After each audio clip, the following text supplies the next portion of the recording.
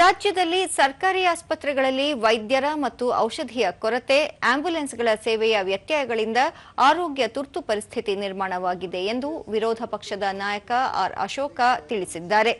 ವಿಧಾನಸಭೆಯ ಪ್ರಶ್ನೋತ್ತರದ ಬಳಿಕ ಅವರು ನಿಲುವಳಿ ಸೂಚನೆಯ ಅಡಿ ಆರೋಗ್ಯ ಇಲಾಖೆಯ ಸಮಸ್ಯೆಗಳ ಬಗ್ಗೆ ಚರ್ಚೆಗೆ ಅವಕಾಶ ನೀಡುವಂತೆ ಸಭಾಧ್ಯಕ್ಷರಿಗೆ ಮನವಿ ಮಾಡಿದರು. ಇದಕ್ಕೆ ಸಭಾಧ್ಯಕ್ಷರು ಸಕಾರಾತ್ಮಕವಾಗಿ ಸ್ಪಂದಿಸಿದರು. ವಿಷಯ ಪ್ರಸ್ತಾಪಿಸಿದ ಅಶೋಕ್, ಆರೋಗ್ಯ ಸಚಿವರು ಆರೋಗ್ಯವಾಗಿದ್ದಾರೆ, ಆದರೆ ಆರೋಗ್ಯ ಇಲಾಖೆ ಅನಾರೋಗ್ಯಕ್ಕೆ ಈಡಾಗಿದೆ. ರಾಜ್ಯದ ಸರ್ಕಾರಿ ಆಸ್ಪತ್ರೆಗಳಲ್ಲಿ ಔಷಧಿ ಸಿಗುತ್ತಿಲ್ಲ, ವೈದ್ಯರ ಕೊರತೆ ಇದೆ. ಇದನ್ನು ವೈದ್ಯಕೀಯ ಸಂಘದ ಪದಾಧಿಕಾರಿಗಳೇ ಬಹಿರಂಗವಾಗಿ ಹೇಳಿದ್ದಾರೆ. ಔಷಧಿ ದೊರೆಯದೇ ಇರುವುದರಿಂದ ವೈದ್ಯಕೀಯ ಸಿಬ್ಬಂದಿಗಳ ಮೇಲೆ ಒತ್ತಡ ಹೆಚ್ಚಾಗುತ್ತಿದೆ. ರೋಗಿಗಳು ಮತ್ತು ಸಿಬ್ಬಂದಿಗಳ ನಡುವೆ ಸಂಘರ್ಷಗಳಾಗುತ್ತಿವೆ. 210 ಪ್ರಾಥಮಿಕ ಆರೋಗ್ಯ ಕೇಂದ್ರಗಳನ್ನು ಮುಚ್ಚಲು ಸರ್ಕಾರ ತಯಾರಿ ನಡೆಸಿದೆ ಎಂದು ಹೇಳಿದರು.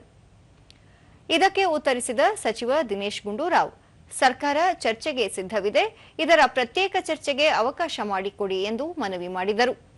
ಸಭಾಧ್ಯಕ್ಷರು ಚರ್ಚೆಗೆ ಅವಕಾಶ ನೀಡುವ ಭರವಸೆಯೊಂದಿಗೆ ವಿಷಯವನ್ನು ಇತ್ಯರ್ಥಗೊಳಿಸಿದರು. ನಂತರ ಬಜೆಟ್ ಮೇಲಿನ ಚರ್ಚೆಯಲ್ಲಿ ಪಾಲ್ಗೊಂಡು ಮಾತನಾಡಿದ ಬಿಜೆಪಿ ರಾಜ್ಯಾಧ್ಯಕ್ಷ ಬಿವೈ ವಿಜಯೇಂದ್ರ, ರಾಜ್ಯ ಸರ್ಕಾರ ಮಂಡಿಸಿರುವ ಬಜೆಟ್ ಕಾಲ್ಪನಿಕ ಬಜೆಟ್ ಆಗಿದೆ.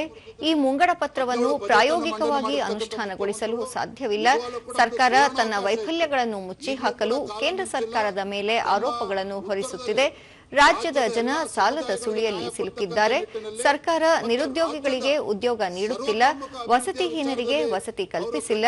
ಬಜೆಟ್ ಕಾರ್ಯರೂಪಕ್ಕೆ ತರಲು ಸಾಧ್ಯವಿಲ್ಲ ಎಂದು ಸದನದಲ್ಲಿ ಪ್ರಸ್ತಾಪಿಸಿದರು. ಕೇಂದ್ರ ಸರ್ಕಾರ ಅನುದಾನ ಹಂಚಿಕೆಯಲ್ಲಿ ರಾಜ್ಯಕ್ಕೆ ಯಾವುದೇ ಅನ್ಯಾಯ ಮಾಡಿಲ್ಲ.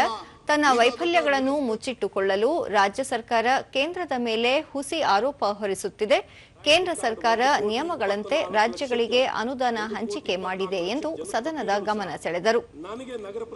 ಇದಕ್ಕೂ ಮುನ್ನ ಸದಸ್ಯ ಡಾ ಸಿ ಅಶ್ವತ್ಥನಾರಾಯಣ್, ಕುಟುಂಬಗಳಿಗೆ ನೀಡುವ ಪಡಿತರ ಚೀಟಿ ಆದಾಯದ ಮಿತಿಯನ್ನು ಸರ್ಕಾರ 2017ರಲ್ಲಿ 1.2 ಲಕ್ಷಕ್ಕೆ ನಿಗದಿಪಡಿಸಿದೆ.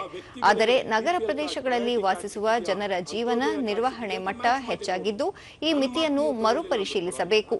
ಗ್ರಾಮೀಣ ಪ್ರದೇಶಕ್ಕೂ ನಗರ ಪ್ರದೇಶಗಳಿಗೂ ಒಂದೇ ಮಾನದಂಡ ರೂಪಿಸಿರುವುದು ಸೂಕ್ತವಲ್ಲ ಎಂದು ಸದನದ ಗಮನ ಸೆಳೆದರು. ಇದಕ್ಕೆ ಆಹಾರ ಮತ್ತು ನಾಗರಿಕ ಪೂರೈಕೆ ಸಚಿವರ ಪರವಾಗಿ ಉತ್ತರಿಸಿದ ದಿನೇಶ್ ಗುಂಡೂರಾವ್, ಆದಾಯದ ಮಿತಿ ಹೆಚ್ಚಳ ಮಾಡುವ ಅವಶ್ಯಕತೆವಿರುವುದು ಸರ್ಕಾರದ ಗಮನಕ್ಕೆ ಬಂದಿದ್ದು ಶೀಘ್ರದಲ್ಲೇ ಈ ಕುರಿತು ಚರ್ಚಿಸಿ ಸಚಿವ ಸಂಪುಟದಲ್ಲಿ ನಿರ್ಧಾರ ಕೈಗೊಳ್ಳಲಾಗುವುದು ಎಂದು ತಿಳಿಸಿದರು. 3 ಲಕ್ಷಕ್ಕೆ ತಗೊಂಡೋಗಿ ಅಂತ ಹೇಳಿದ್ದಾರೆ. ನಾವು ಈ ನಮ್ಮ ಇಲಾಖೆ ಆಹಾರ ಇಲಾಖೆ ಅದನ್ನ ಆ ಪರಿಷ್ಕರಣೆ ಯಾವ ರೀತಿಯಾಗಿ ಮಾಡಬೇಕು, ಎಷ್ಟು ಮಾಡಬೇಕು ಅಂತ ಖಂಡಿತವಾಗಿ ಅದರ ಬಗ್ಗೆ ಗಮನ ಕೊಡ್ತೀವಿ.